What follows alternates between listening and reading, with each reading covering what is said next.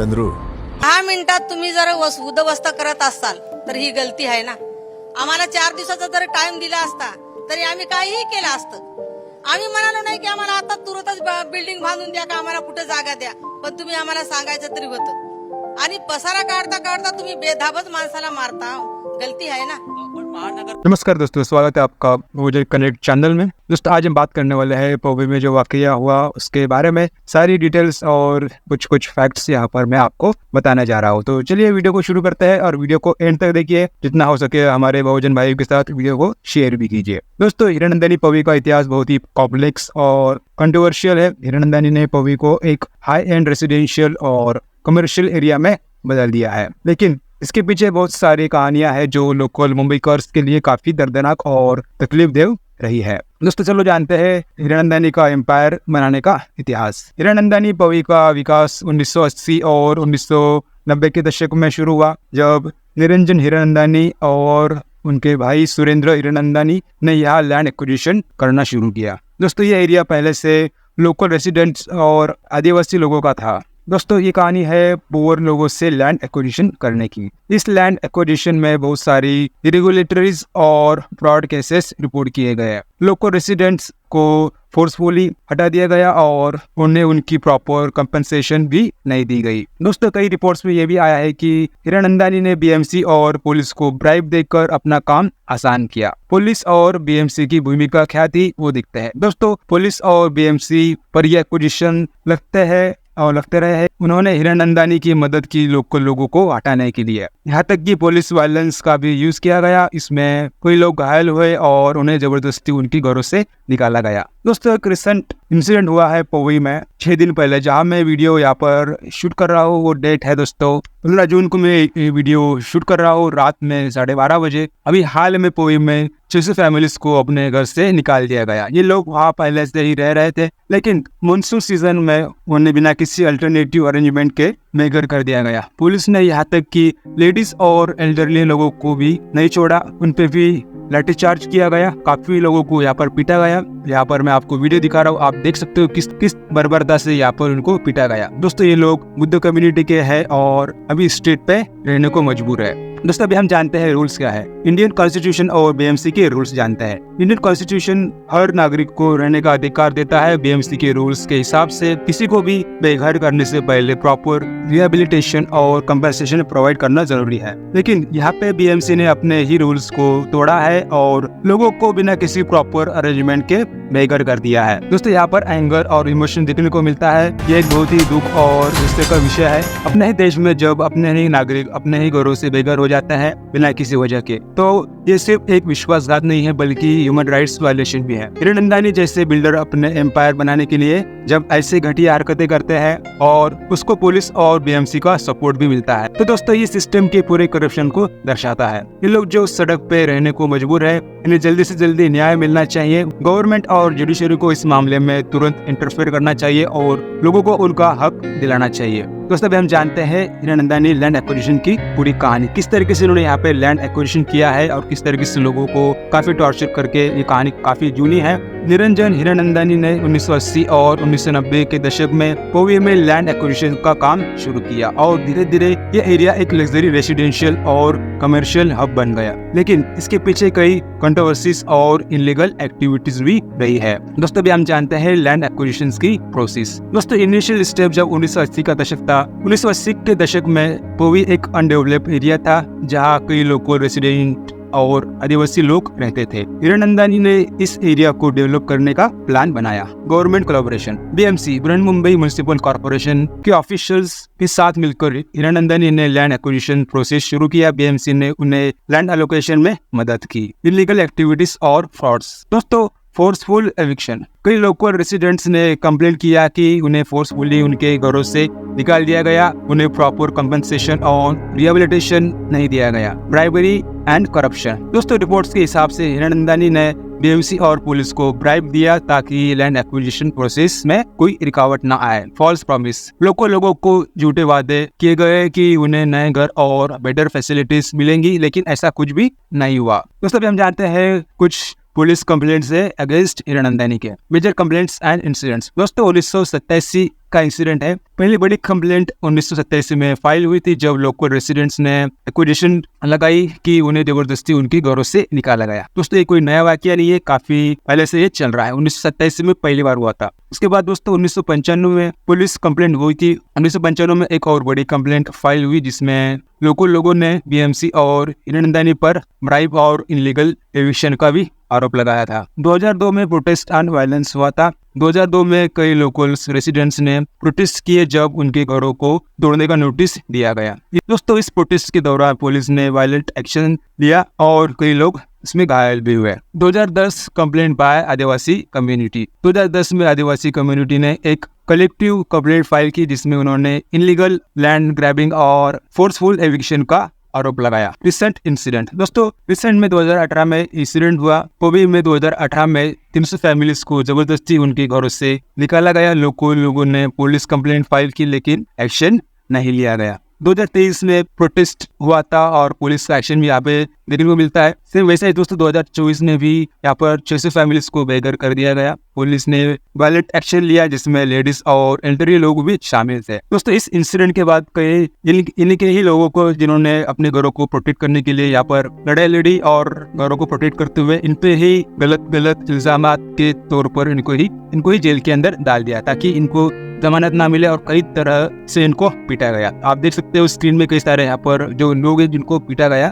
मैं आपको यहाँ पर दिखाने की कोशिश कर रहा हूँ। आप यहाँ पर फील कर सकते हो और इमोशन देख सकते हो किस तरीके से इनको यहाँ पीटा गया। दोस्तों पुलिस और बीएमसी का रोल क्या होता है इस केस को लेकर? Support for eviction. पुलिस और बीएमसी ने कई बार हिरनंदानी का सपोर्ट किया लोगों को उनके घरों से निकालने में। ये काम होता है बीएमसी का। बिल्कुल बीएमसी का काम होता है डेवलपमेंट। तो बीएमसी गलत काम कर रही है यहाँ पर क्लियरली दिखाई दे रहा है। Bribery allegation. कई रिपोर्ट्स के हिसाब से हिरनंदानी ने बीएमसी और पुलिस को ब्राइब दिया ताकि लैंड एक्विजिशन प्रोसेस स्मूथली चले। तो यहाँ पे काफी बहुत बड़ा स्कैम भी है। यहाँ पर काफी पैसे खाने वाला भी मामला है बीएमसी के तरफ से। गावाकडे काहीच नाही, आम्ही सगळे घर दार इकून मुंबईला आम्ही इथंच राहत गेला। आम्हाला काहीच असं सांगितलं नाही की हे तुमचं तुटणार आहे म्हणून। तुम्ही घरात ठोकल्या तर घरामधून मनाची होती की तुम्ही व्यवस्थित विदाउट एनी इंसेंटिव बीएमसी काम नहीं करेंगी। बीएमसी को काफी बड़ा यहाँ पर इंसेंटिव मिला है हिरनंदानी की तरफ से, तभी ये इंसिडेंट हुआ है, तभी इतनी बड़ी घटना यहाँ पर हुई है।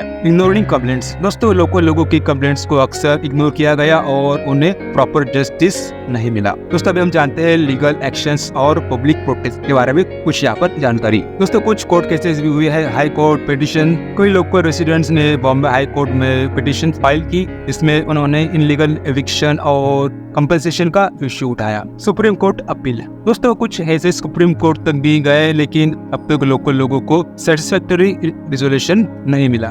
Public protest. दोस्तों 1980 और 1990 प्रोटेस्ट हुआ था। लैंड एक्विजिशन के इनिशियल फेज में कई प्रोटेस्ट हुए लेकिन पुलिस एक्शन के कारण ये प्रोटेस्ट ज्यादा इम्पैक्टफुल नहीं रहे। सेम वैसा ही जैसा 2024 में हुआ है। दोस्तों कुछ भी नहीं बदला है, सेम वैसा ही है।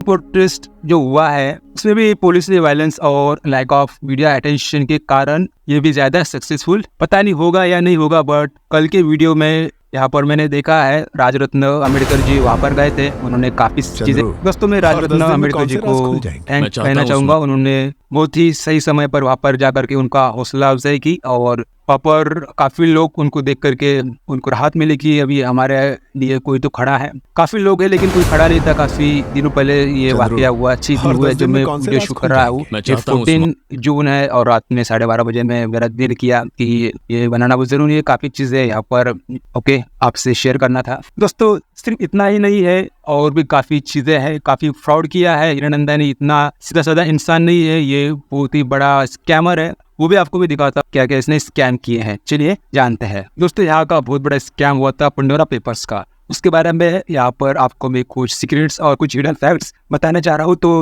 वीडियो थोड़ा लंबा होगा बट वीडियो को आप पूरा देखिए दोस्तों, काफी जरूरी है। और जितने भी बहुजन अपने साथी होंगे, अपने दोस्त होंगे, सबने वीडियो को शेयर करें जितना हो सके। दोस्तों अक्टूबर 2021 में international consortium of investigate journalist, उसको IG भी कहते हैं, ने पंडोरा पेपर्स का खुलासा किया। दोस्तों ये लीक 12 मिलियन से ज्यादा फाइनेंशियल डॉक्यूमेंट्स को एक्सपोज करता है, जो दुनिया का कुछ सबसे पावरफुल और अमीर लोगों की hidden wealth, tax evasion, tax की चोरी और मनी लॉन्ड्रिंग स्कीम्स को दर्शाता है। दोस्तों इसमें से एक प्रोमिनेंट नाम था द हिरनंदानी ग्रुप का। चलिए पहले देखते हैं कि हिरनंदानी ग्रुप है क्या। दोस्तों ये कंपनी इंडिया में रियल एस्टेट डेवलपमेंट के लिए जानी जाती है, स्पेशली मुंबई और नवी मुंबई में। दोस्तों इनकी हाई एंड रेसिडेंशियल और कमर्शियल प्रोजेक्ट्स के लिए इस कंपनी की शुरुआत डॉक्टर हिरनंदानी और उनके भाई सुरेंद्र हिरनंदानी ने की थी। आज ये ग्रुप सिर्फ रियल एस्टेट तक सीमित नहीं है, बल्कि हेल्थ केयर, एजुकेशन और हॉस्पिटलिटी जैसे सेक्टर्स में भी ये अपना नाम बनाया हुआ है। दोस्तों पंडोरा पेपर्स ने रिवील किया कि कैसे हिरनंदानी ग्रुप ने कॉम्प्लेक्स ऑफशोर स्ट्रक्चर्स क्रिएट करके अपनी हेल्थ को हाइड किया और टैक्स इवेड किया एंड साइप्रस और सिंगापुर जैसे टैक्स हेवंस में स्टैब्लिश किए गए थे। डॉक्यूमेंट्स में ये भी पता चला कि उन्होंने मल्टीपल शेयर कंपनीज और ट्रस्ट बनाए थे, जिनके थ्रू इन्होंने अपनी प्रॉपर्टीज और एसेट्स को होल्ड किए ताकि ये इंडियन टैक्स अथॉरिटीज की नजरों से बचे और उनका टैक्स जो पे करना होता है वो टैक्स पे करना ना पड़े। दोस्तों अब सवाल उठता है इन्होंने ऐसे क्यों किया। ये सब कुछ अपनी वेल्थ को प्रोटेक्ट करने और टैक्स से बचने के लिए किया गया। ऑफशोर अकाउंट्स और शेयर कंपनीज के थ्रू इन्होंने अपने प्रॉफिट्स और एसेट्स को हाइड किया। ये एसेट्स इंडिया में रिपोर्ट्स नहीं किए गए, इसके कारण इनको सब्सटेंशियल टैक्स बेनिफिट मिले। सिंपल टर्म्स में ये एक तरह का फाइनेंशियल फ्रॉड था, एक चोरी थी। बिल्डर नहीं है, ये चोर ही है, ठीक है। लेकिन इसका असर सिर्फ गवर्नमेंट पे नहीं पड़ा, बल्कि आम लोगों पे भी पड़ा। टैक्स इविजन के कारण, मतलब टैक्स चोरी के कारण। टैक्स सबको पे करना पड़ता है, टैक्स जो पे होता है उसी टैक्स से अपना देश चलता है। गवर्नमेंट के पास पब्लिक सर्विसेज और इंफ्रास्ट्रक्चर डेवलप करने के लिए कम पैसे बचे। इसका डायरेक्ट इम्पैक्ट आप और हम जैसे टैक्स पेयर्स पर पड़ा, ज्यादा टैक्स पे करना पड़ा। दोस्तों जिनको ज्यादा टैक्सेस पे करने पड़ते हैं या फिर बेकार सर्विसेज लेनी पड़ती है गवर्नमेंट के थ्रू, जैसे रास्ते, जैसे सड़क और कई सारे जो गवर्नमेंट के चीजें होती है वो हमको इतनी वेल डेवलप नहीं मिलती है, इसी के कारण। दोस्तों पंडोरा पेपर्स के अलावा भी हिरनंदानी ग्रुप के कई और एक्विजिशन लग चुके हैं। उन पे illegal land acquisitions, environmental violation और मोबाइल्स के साथ चीटिंग के केसेस भी फाइल हुए हैं। दोस्तों मुंबई और ठाणे में उनके कुछ प्रोजेक्ट्स में बायर्स को टाइमली फंडिंग नहीं मिला और कई केसेस में प्रॉमिस्ड अमेनिटीज प्रोवाइड नहीं की गई। मतलब ये इनडायरेक्टली फ्रॉड ही। कई सारे केसेस हो गए, लेकिन कोई लोग सामने आता है, कोई लोग सामने नहीं आते हैं और काफी बड़ा ग्रुप है, इस वजह से लोग बोलने के लिए भी कतरा। दोस्तों हिरनंदानी ग्रुप का केस एक एग्जाम्पल है कि कैसे बड़े कॉर्पोरेट्स अपने फायदे के लिए लॉज और रेगुलेशंस को मैनिपुलेट करता है। ये हमें याद दिलाता है कि फाइनेंशियल ट्रांसपेरेंसी और अकाउंटेबिलिटी कितनी जरूरी है। दोस्तों हिरनंदानी पवी का विकास एक ऐसे एम्पायर का इतिहास है जो लोगों के दर्द और संघर्ष से भरा हुआ है। अवैध भूमि अधिग्रहण, पुलिस की बर्बरता और बीएमसी का भ्रष्टाचार तो इस पूरी कहानी में शामिल है। लोगों को अब तक प्रॉपर जस्टिस नहीं मिला और ये जरूरी है कि जुडिशरी और गवर्नमेंट इस मैटर में तुरंत इंटरफेयर करें। लोकल रेसिडेंट्स और उनका हक और कंपनसेशन मिलना चाहिए और हिरनंदानी जैसे पावरफुल एंटिटीज को ये समझना होगा कि उनका पैसा और पावर उन्हें सब कुछ करने का लाइसेंस नहीं देता। हर नागरिक को इज्जत और अधिकार से जीने का हक है और इस अधिकार को कोई छीन नहीं सकता। दोस्तों पूरा वीडियो देखने के लिए आपका बहुत बहुत शुक्रिया। जितना हो सके वीडियो को शेयर करें, इसमें सोचे, एकजुट होकर के पवी में आइए, सपोर्ट करिए जितने भी बहुजन लोग हैं, क्योंकि दोस्तों यहाँ पर जब 14 अप्रैल होती है यहाँ पर काफी लोग जम जाते हैं, वैसे ही यहाँ पर जमाव होना चाहिए और प्रेशर लाना चाहिए। बीएमसी हो, पुलिस हो या फिर हिरनंदानी हो, और एकजुट होकर के सबको यहाँ पर लड़ाई लड़नी है, क्योंकि लड़ाई सिर्फ और पवी के लोगों की नहीं है, लड़ाई ये ह्यूमैनिटी की है और इंसानियत की है। तो जितना हो सके वीडियो को शेयर करिए और उम्मीद करता हूँ दोस्तों आप शेयर करोगे, लाइक करो, कमेंट्स में बताइए आप क्या सोचते हैं इस बारे में। मिलते हैं अगले वीडियो में। बाय बाय, टेक केयर, जय हिंद, जय भारत। चंद्रू, और 10 दिन में कौन से राज खुल जाएंगे? मैं चाहता हूँ उस मासूम आदिवासी औरत को इंसाफ मिले। कोर्ट इंसाफ नहीं करेगी तो मैं सड़क पर उतरूंगा। सिर्फ कानून ही मेरा हथियार है। That's all.